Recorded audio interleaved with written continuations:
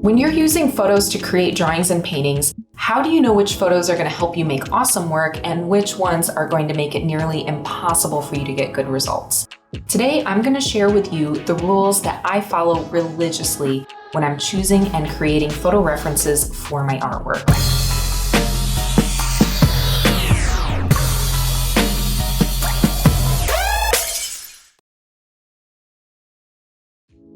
If you're like me, you have to do most of your work from photographs just due to schedule, time constraints, not having the money to pay a model to sit there all day, all these kind of reasons. But if you're working with subpar photographs, you're going to get subpar artwork. So I created this video for you to help you know what you need to look for in a photo reference. And if you stick it out with me through this video, you're going to understand what you need to look for, what you need to avoid, and you're going to know how a terrible photo can actually be a pretty good reference for a painting or a drawing. If you find this video useful, do me a favor, comment below for real, just because I'm sick of saying like and subscribe all the time. So let's begin.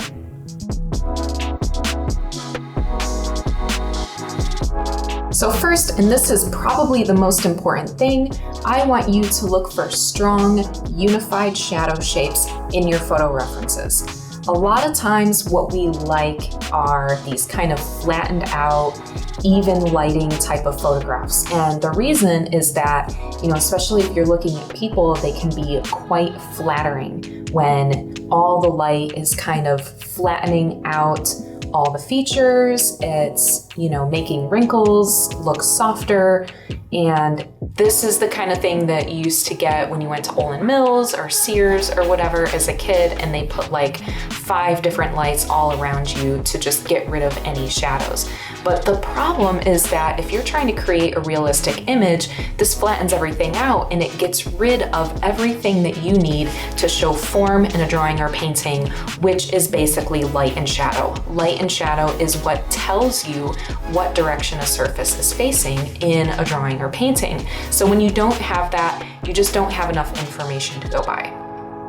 I want you to remember when you're looking at photos as possible references that anything that can be considered a flaw or otherwise undesirable, you can edit that out. You are the artist, you are the master of your domain, which is your canvas or your paper. So you don't have to include all the information that is in a photo reference. You can edit that. So you don't need something to start off as just a beautiful photograph. I recommend, especially if you are a beginner, to look for images with very clear and connected shadow shapes. Notice in this painting by Rembrandt that you can clearly make out solid shadow shapes and light shapes. One could draw a line around the shadows to form one large, complete shape, and the same with the light. This is an ideal light and shadow pattern for a portrait painting for this reason. In fact, this specific type of lighting is referred to as Rembrandt lighting and can be identified when one cheek has a triangular shape of light on it, with the shadow of the nose joining the shadow on the cheek. Here's an example of a photograph that I found that also has Rembrandt lighting. And since this is pretty clear lighting, there's a very specific area on the edge of her nose and on her philtrum and underneath her mouth on her chin where the shadow ends and the light begins, and a very clear triangle on the cheek of the light and shadow. So this would be a pretty easy thing for a beginner to work from. This is not Rembrandt lighting, but the shadows here are very consistent and very clear. They're pretty unified. That shadow underneath the nose and the one underneath the bottom lip, those are kind of isolated and by themselves and not connected to the rest of the shadows. But a lot of the shadows are connected. For example, the shadow from the temple to the cheek, to the jaw, and on the ear, and underneath the chin on the neck, they're all connected and the edge of them are very clear. So again, this would be a really great candidate for a photo to work from because of the clarity between light and shadow. Again, this is an example of a very clear light and shadow pattern that lends itself very well to drawing and painting realistically. While these photos do not have Rembrandt lighting specifically, they do have very clear light and shadow edges. Here are some still life objects that also have very clear shadow edges. On this cup, you can see a very clear shadow on the inside of the cup as well as the outside, and very clear shadow shapes on the handle. The shadows on this pear are a little soft, but they're still pretty good to work with. We have a very clear idea that the light is coming from above the pear, that the top of the pear is getting a lot of light, and the underneath of the pear facing the table is in shadow. We also have a really nice cast shadow underneath, so although the shadow is a little bit soft on this, it's still pretty good to work from. This image is even better because the edge of the shadow is a little bit more clear.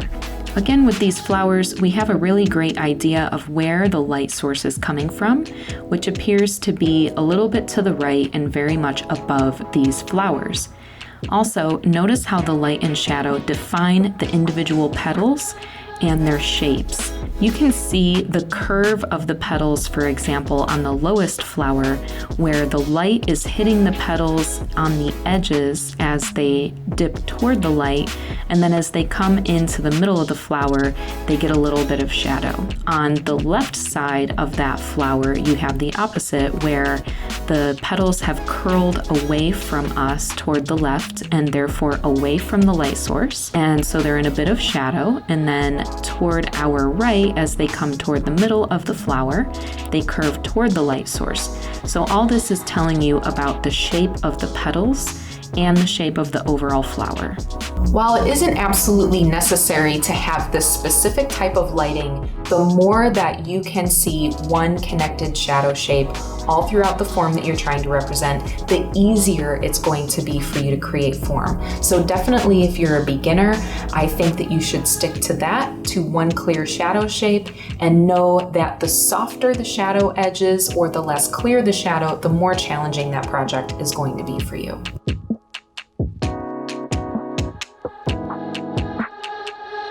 My next tip is about what to avoid in terms of lighting. So what you really want to avoid is flash photography, multiple light sources, and a general lack of shadows. So first of all, with flash photography, we don't go around with a light source on our forehead. So there's really no time that we see somebody or something where the light source is coming from our own point of view. We're really used to seeing this in photographs. It's kind of like an artifact of photography. So when we see this in a photograph, it doesn't seem weird at all. But for some reason, when you start to translate that over to a drawing or painting, it looks a little weird because it doesn't look natural. We're going to discuss more things that happen in photography that don't look natural once you translate those over to a drawing or painting. But for now, just think of that. Think of the fact that you never see a person in this situation or an object or a scene with the light coming from your own forehead. And this type of lighting, flash photography, flattens out all the shapes and all the shadows. So all of the form-defining value elements that you would have with lighting that comes from off to the side or from above or something like that all gets kind of mushed down. So you just have highlights that are dead center on whatever thing it is that you're drawing or painting, and then you kind of have halftone where things are receding from you. So it's not natural, it's difficult to create good form that way. Here is a comparison of flash photography on our left compared to a light source that is off to the left-hand side on the right. You can see on the image with the flash that there are no real clear shadow shapes except for the thin shadow shape that's being cast on the back of the bookshelf. Mostly, this consists of highlights and halftones. Halftones are occurring anytime a plane is receding from us, and then on all the planes facing us, there are little bitty highlights. In my opinion, this just kind of makes for a dirty, sort of mushy image. It looks like this is not a clean, white cast, which in reality it is, and when you look at the lighting from the side, you can more clearly see the color of the actual object. And the halftone doesn't really define the turn of the cheek quite as well as the lighting from the side or Rembrandt type lighting would. And so everything looks a little mushy and kind of weird. The other thing that I want you to avoid are multiple light sources. And this is something that maybe it's not always a bad idea. Sometimes it can be pretty interesting, but you definitely have to choose one light to be the dominant source, and it gets tricky when they start to overlap. So again, you need to have a clear shadow shape, and if a little bit of a secondary light is bouncing into that, that can be good. But there are other times where those light sources are competing with each other or where they're overlapping so that you're losing a lot of the shadow edge. And again, that just makes it really difficult to create form. And if you're new at this and it can be difficult for you to discern where one light source is and where another is and where they begin and end, it's going to be a much more challenging project for you and a lot more difficult to create the illusion of realism. Here is an image with two light sources, a blue light source and a red light source. This might not be the worst image to draw from or paint from, although it can be a little bit tricky. One of the difficulties is that we have two light sources here, and in the color version, they seem to be somewhat equal in intensity.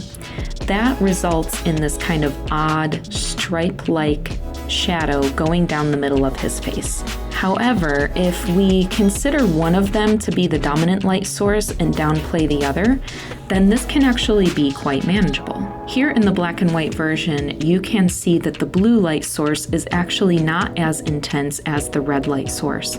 So one option here would be to follow this light and shadow pattern and treat that blue light source as a reflected light rather than as an important light source in its own right. Here is another example where at first glance it appears there are two light sources, but really there are three. There is a pink light source off to our left, a blue light source off to our right, and then a white light source above.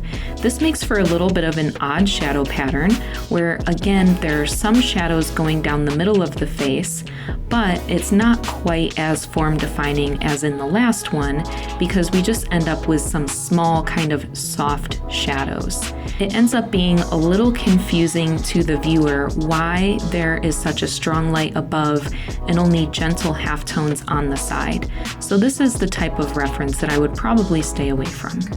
And as I've mentioned before, shadows are really important when you're trying to create realism. So if there is a general lack of shadows in your photo reference, it's going to prove challenging to make it look like something natural and something with depth. Here is an image that is really just flooded with light, and I think often these are really nice as photographs, but again, because there's not a lot of shadow information to go off of, there's not a lot to help you build form in a drawing or painting. Also, it's a little confusing to me how the cheek gets lighter as it goes toward the background, whereas the neck gets a little darker as it goes toward the background. So to me, this is just something that in my own image as I create it, I wouldn't feel like I'm making a lot of depth in my image, and so I would not choose this as a reference photo. This image is really just about the play between black and white, and I see that kind of artistically as a photograph. Everything in this image is sort of washed out except for the hat and the man's hair. There's a little bit of gray in the landscape at the bottom, but that's it. I'm not really sure how much more drawing or painting this would add to it, and certainly it would be difficult to make anything look like it has depth here. So for me, this is more a really cool photograph and not so much a cool reference for a painting. The same thing here. I really enjoy the play between the darks and the lights in this whole entire thing, but there's not a lot of shadow to go off of, so I would leave this as a photograph and not draw it or paint it. Flash photography creates a lot of highlights toward the viewer, flattens surfaces, and can create odd, thin, sharp shadows that aren't as descriptive and varied as shadows that come from non-frontal light sources. Again, this can be used intentionally, but it can prove problematic if that specific kind of lighting does not add to the story that you are trying to tell in your work.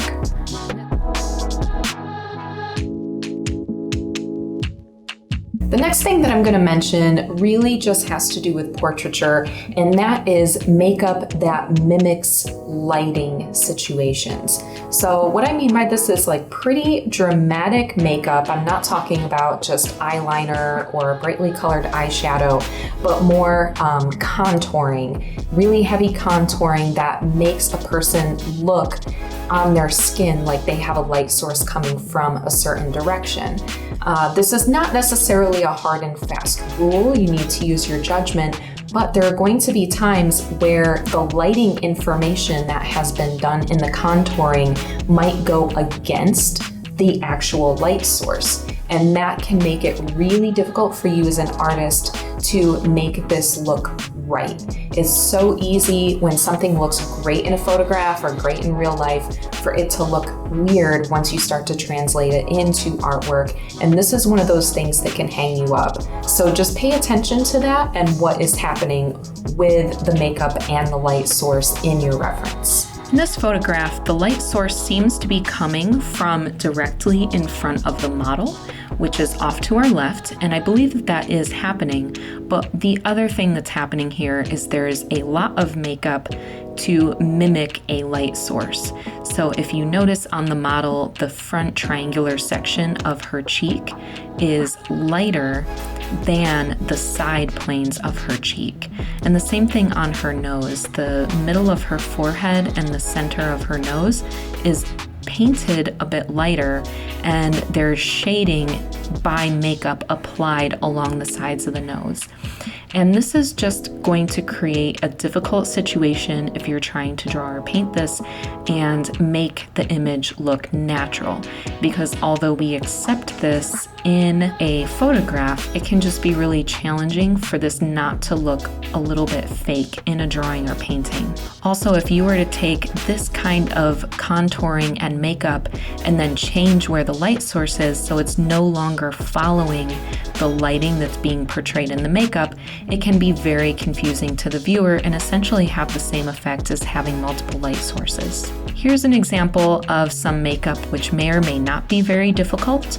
There is a little bit of contouring going on, and just depending on the lighting, maybe this could be drawn and maybe it would be more challenging. Certainly here the light is kind of coming from everywhere, and the shadows on her face are created with the makeup. So this image as it is not a candidate for me for an image to draw and paint, although with different lighting there would be possibilities.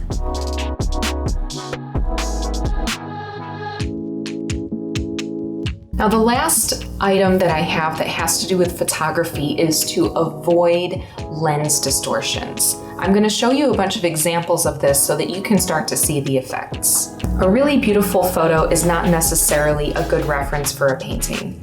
Photography is everywhere, and while we visually accept some of the oddities present in photos, they often come off as odd or worse as drawing mistakes in artwork. The type of lens, level of zoom, and the angle and distance from the subject all impact the shapes and proportions of the head in the photo. For some reason, these distortions become significantly more noticeable in drawings and paintings than they are in the photos themselves.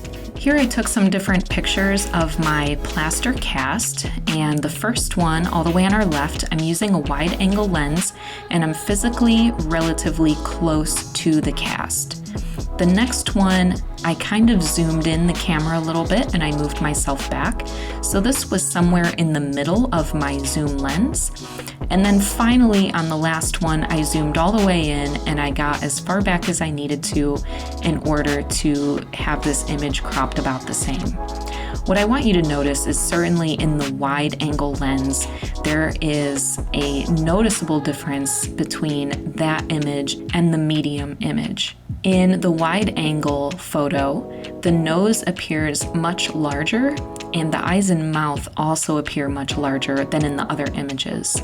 The hair and the cheeks appear a lot smaller, and you're not even really able to see the ears along the side of the head from that angle. When you zoom out to more of a medium angle, this has a much more natural look. Notice how the wide angle lens kind of looks like a fisheye lens, but this is not something that you might notice if you just looked at that image by itself and you didn't have it next to a medium image and a zoomed in image to compare to. Be aware of these effects when you are looking at photos and making decisions about what to work from. When used intentionally, these distortions can be interesting, but if your goal is to create a realistic and natural-looking image, you may be setting yourself up for failure if you use a reference with lens distortions.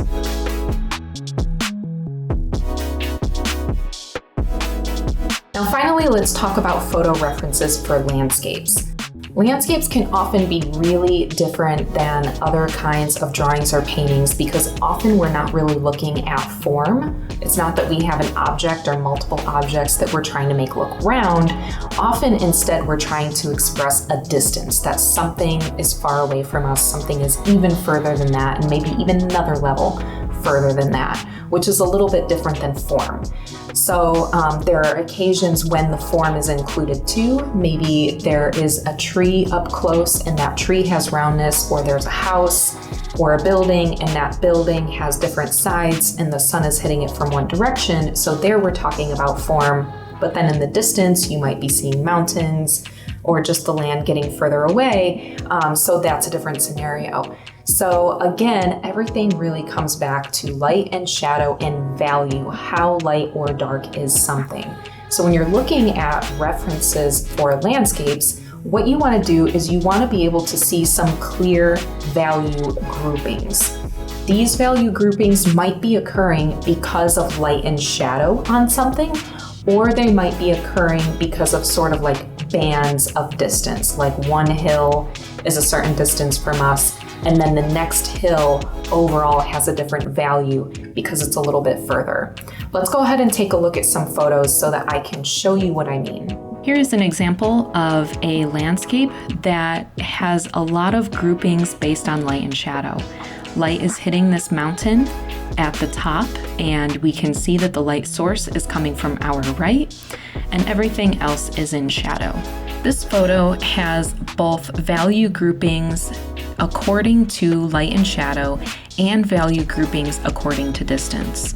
So in this closer section where the people are standing, we have a significant light on the light side and then a nice shadow shape on the shadow side. When we move to the next level of land, the shadows get a little lighter and the lights get a little darker, but there's still a light and shadow separation. So you're getting both at once. The contrast between the light and the shadow is diminishing with distance, which is giving us some kind of layers of distance to each grouping of mountains, plus we're getting the light and shadow shapes. Here, the trees that are closer to us are darker, and the trees get lighter as they move away from us. So this is an example of value groupings based on distance. Here is an example that has light and shadow in the foreground with nice shadow shapes connected together and light shapes separating what's happening near us. And then as we get further away, it's just layers of values showing the distance of the mountain forms or the distance of the rock formations. This image has mostly groupings according to distance. There is a little bit of light and shadow, but it's not quite so dramatic.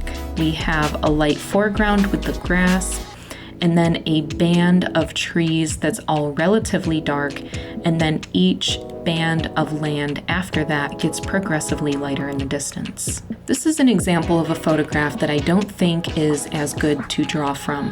While there are some value differences happening here, they're not so much happening in order to show distance or in order to show light, but really just because the colors of the mountains have changed. So it's darker at the bottom and lighter at the top. But what I would prefer to see is either a sense of light and shadow on these forms, or I would prefer to see that the areas that are further from us off to the right would get lighter as the things closer to us are darker. This is another example where the different sections of this image, whether they are trees or whether it's kind of snow-covered rock, that is what is showing us a value difference. But otherwise, it's actually pretty flat. The distant areas aren't that much different than the closer areas. So to me, this doesn't have a lot of depth and distance or form. It's more of a kind of flat interesting series of patterns. And this one is sort of the ultimate really cool photograph, but totally flat in terms of values, where there's kind of just the same value and texture everywhere. So there's, there are lights and darks, but not really according to distance or according to form. So this to me just ends up visually kind of looking like noise. So while it's a pretty neat photograph, I would not consider it a good reference for a painting. Now that you know exactly what you need to look for when you're working from photos, I want you to meet me over here at this next video. It is all about the best practices when you're working from photos, how to set up your photograph, how to set up your materials, and how to then use this practice to transition into working from life. I'll see you there.